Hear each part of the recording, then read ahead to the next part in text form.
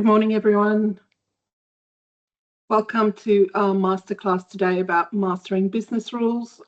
This session will focus on automating the organisation standards, operating procedures.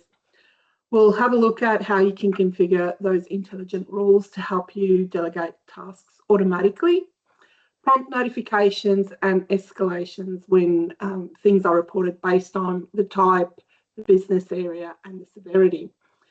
The goal of this, of course, is to ensure that when an event is reported, it's instantly sent to the right people with the right permission, reducing that manual, having to check that it's going that way, and strengthening your security and communication protocols.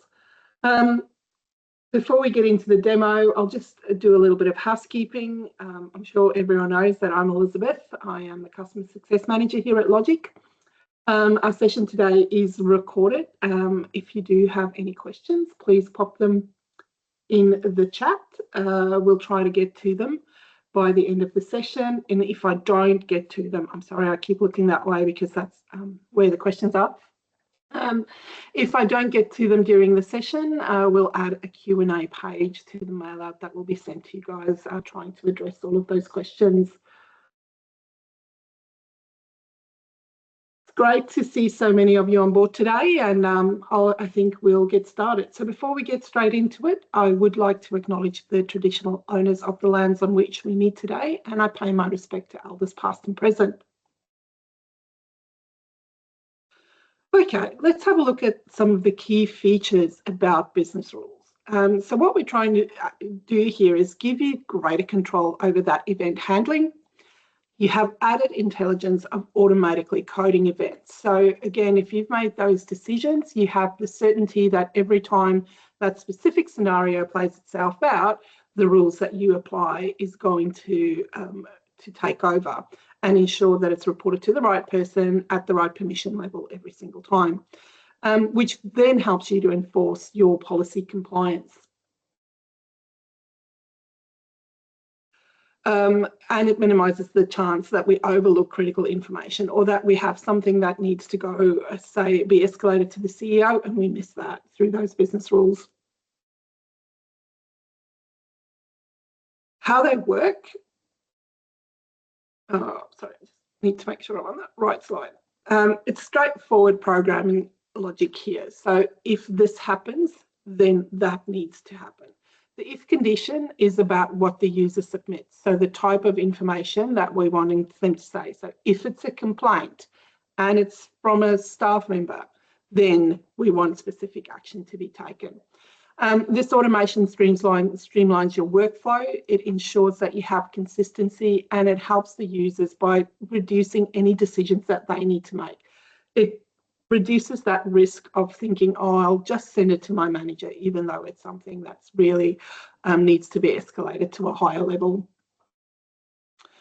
Logiqc evaluates all the rules. So this was part of the change that we did a couple of months ago when we enhanced the business rule feature. It does evaluate all the rules, and therefore the order that you put your rules in is important because Logiqc will look from the top to the bottom and it will apply all of the conditions that are met. And that's why we've added the add and replace of results as well. So that means we can have a rule that says if it's an incident that's occurred and it's SAC 3 or 4, we want it to go to the line manager and the line manager will manage it. We're going to notify, say, the clinical lead that this has happened. Just a notification, no further action required. But then we might say, okay, if it's a SAC 2, we want the line manager to be notified, but it's the assigned task is now going to that clinical lead. So we're swapping these roles. So we can either say add or replace there. In this case, we'll replace. And again, if it needs to be escalated to that higher level, we can again do that as well. We also allow you now to drag and drop your ordering. So for people that have large number of business rules in their platform, and you see that something now needs to take precedence over the other, it's very easy to drag and drop them. So we'll definitely have a look at that as soon as we go into those practical examples.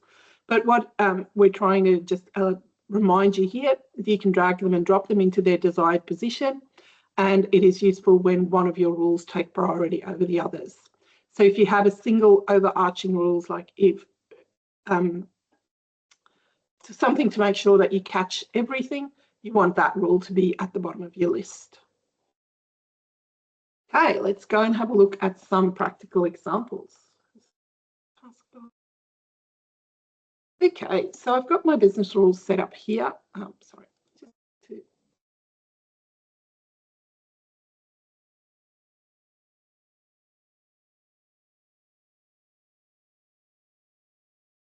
Bear with me for a moment.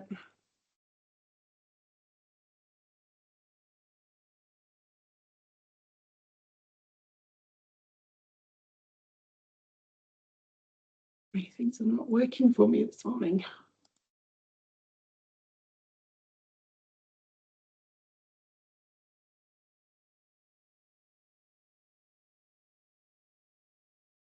Apologies for that delay. Okay, back on screen, hopefully. So when we have a look at our business rules, of course, they are in admin mode. So all I did was click on my name, and from my user account, I moved into admin mode. Business rules sits on the left hand, about halfway through the left navigator pane.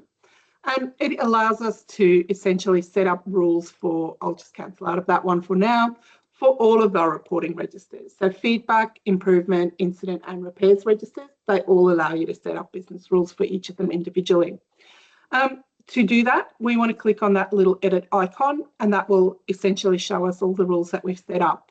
So I've set up the rules for a specific scenario here that I'd like to demonstrate. But if we look at some of the features here, we can very quickly and easily export those rules, so you can have it on an Excel spreadsheet and have a thorough view of what is exactly happening.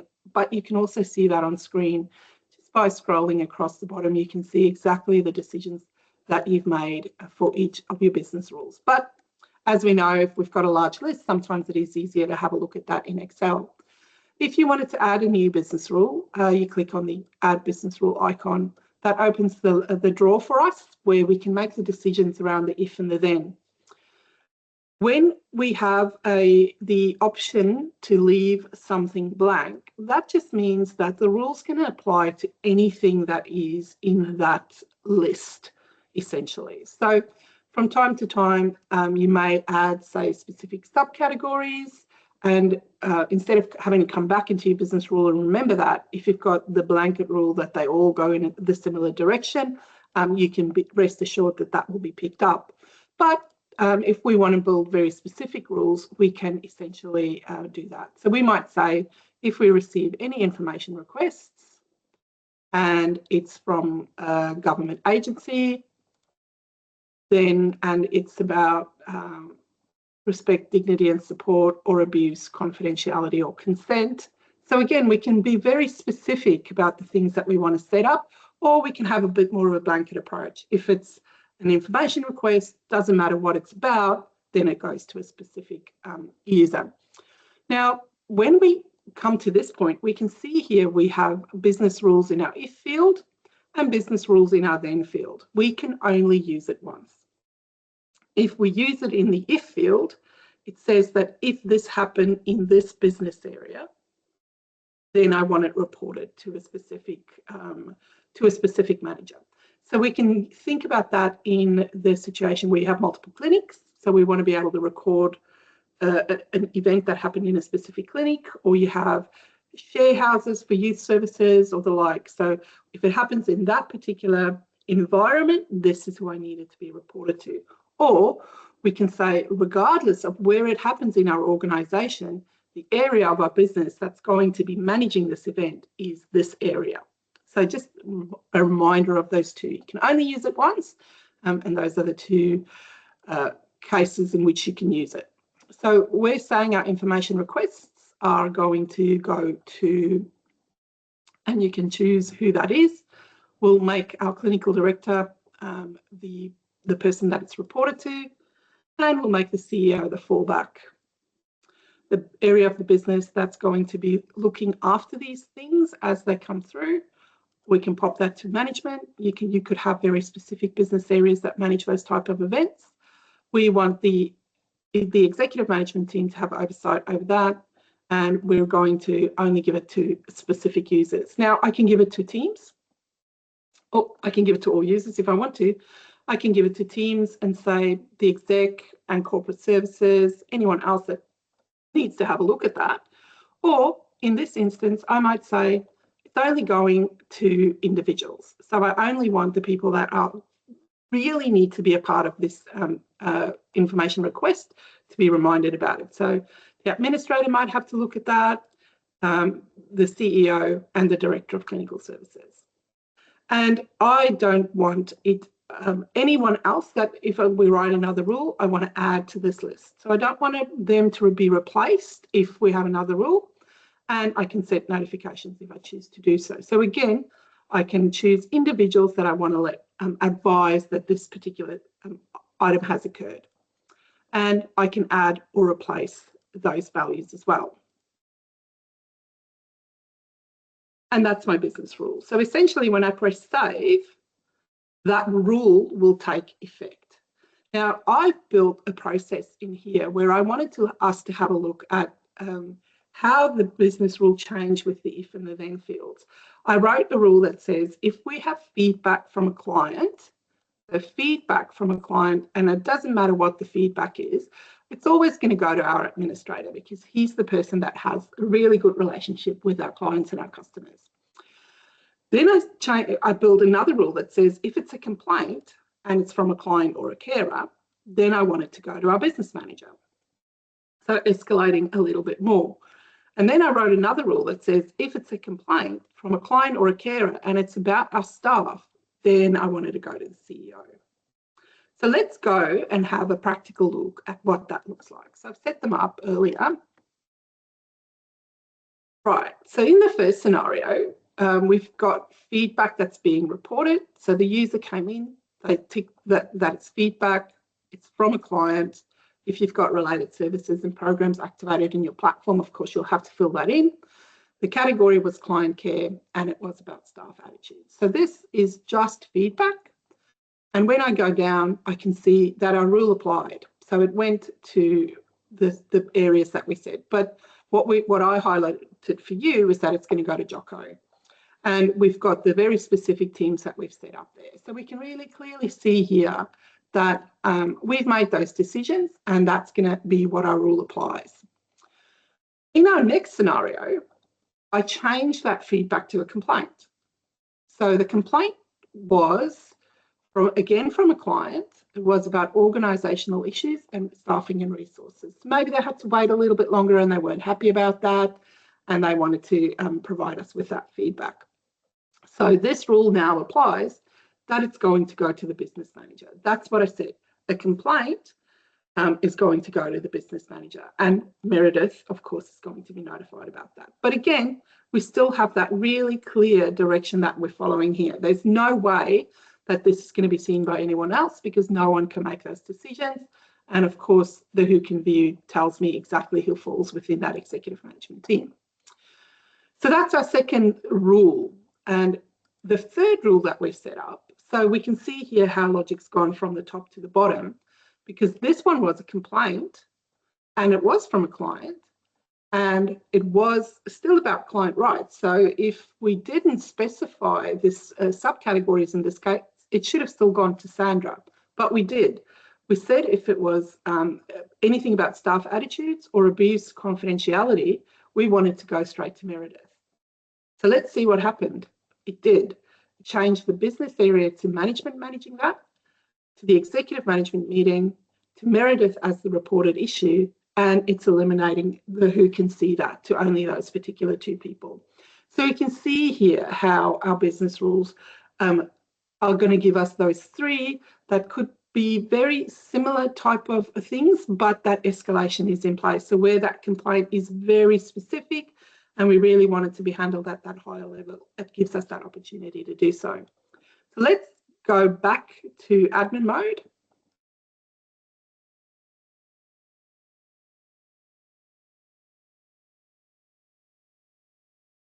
And look at those rules.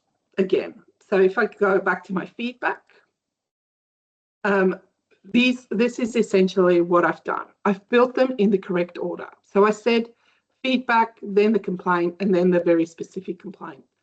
So from the top to the bottom, it would have read through, and it will only ever escalate it to Meredith when it is about staff attitudes, abuse, confidentiality, consent, or discrimination. Now, I could move that rule to the top as well, but then it will stop there.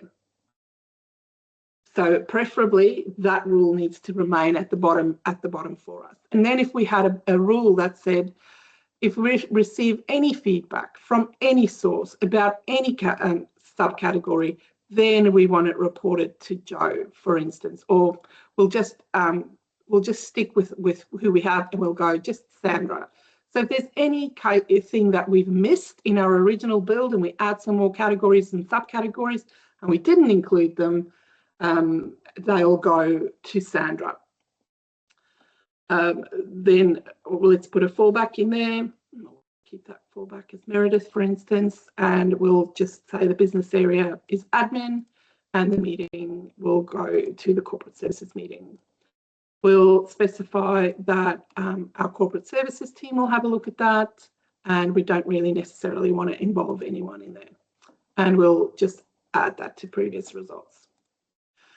So that rule I want to leave right at the bottom because I don't want it to, if I move it to the top, it's going to apply that rule first. It's not going to check through anything else because it's going to meet all of the obligations. We want to leave that one at the bottom. I've got a question here that says, how does the fallback for the report work? Okay, so I'm going to go back in here.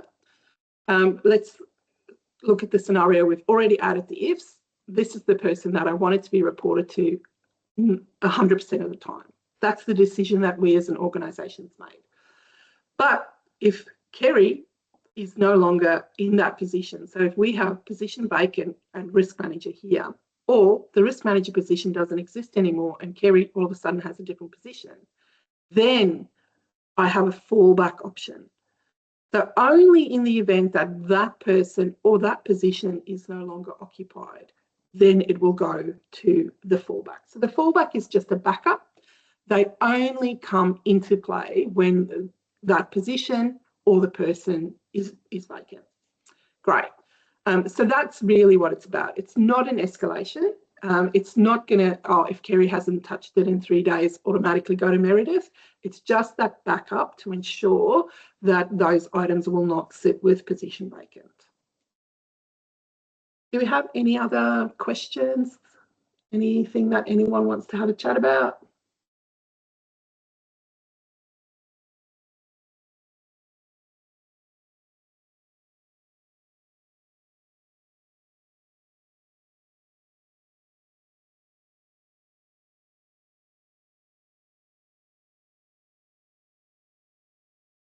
Okay, I've got another question. I'm just going to read it and then we'll have a chat.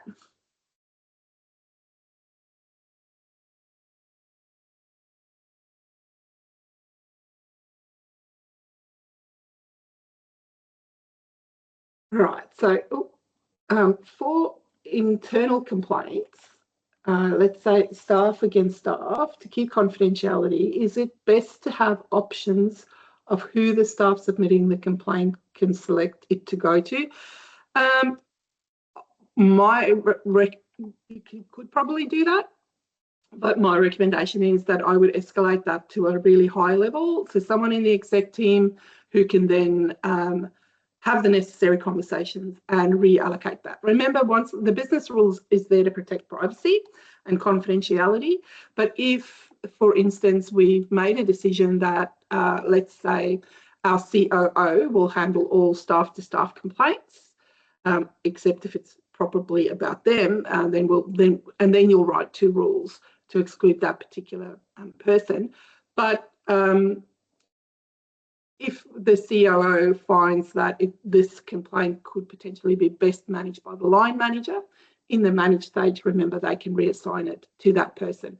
This rule is to protect, it will apply to protect, so it will go to the COO, and then the COO can assign further action. And we can also manage that through our response protocol. So there's a couple of different ways in which you can look at that. If you want to, you can send me an email and we can have a bit more in-depth chat about that. Okay.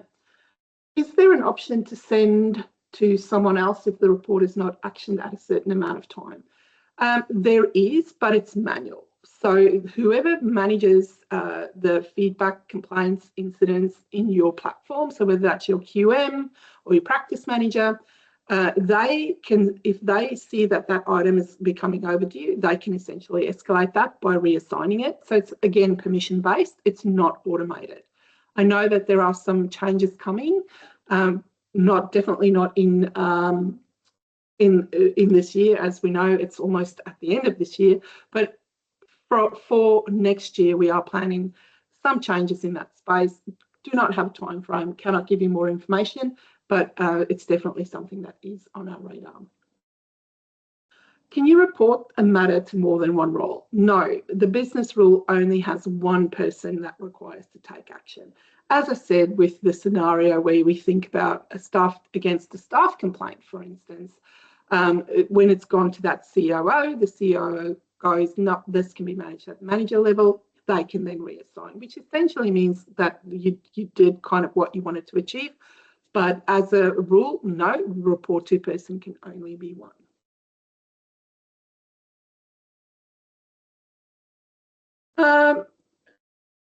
If you have, there's a question, can you apply the fallback option without a rule? So in all situations of position vacant, you want it to go as a certain space.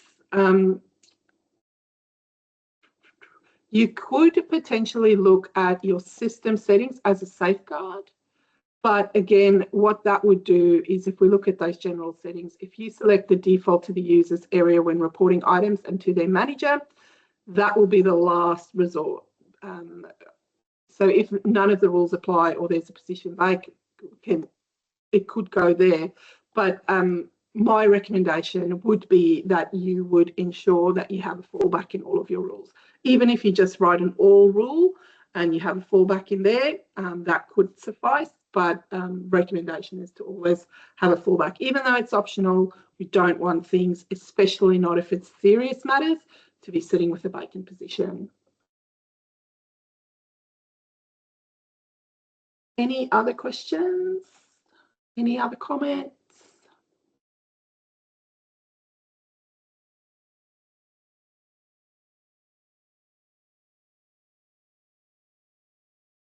Go to the taskbar, which is what I wanted to do.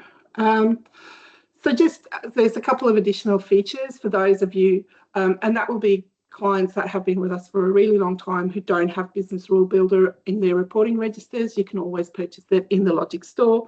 And I've just added an article through the knowledge base there around how these business rules work. But you'll, of course, have access to this recording as well. So any additional questions or comments that you have, please reach out. You can email me directly or you can email customersuccess@logiqc.com.au. And of course, if you have anything else, any other matters that you want to discuss or any issues that you're having at the moment, support@logiqc.com.au will be your go-to for those kinds of things. I will just have another look to see if anyone has any questions, any other questions. Otherwise, we'll say goodbye. Thank you for attending today, and I hope that this cleared up some more or gave you some more information around the business rules. And please feel free to reach out if there's anything we can do to support. Have a great day, everyone. I'll just scroll down. Great. It's lovely to have you all here, and thanks for attending. It's so great to be able to talk to you all. Have a great day, everyone. See ya. Bye.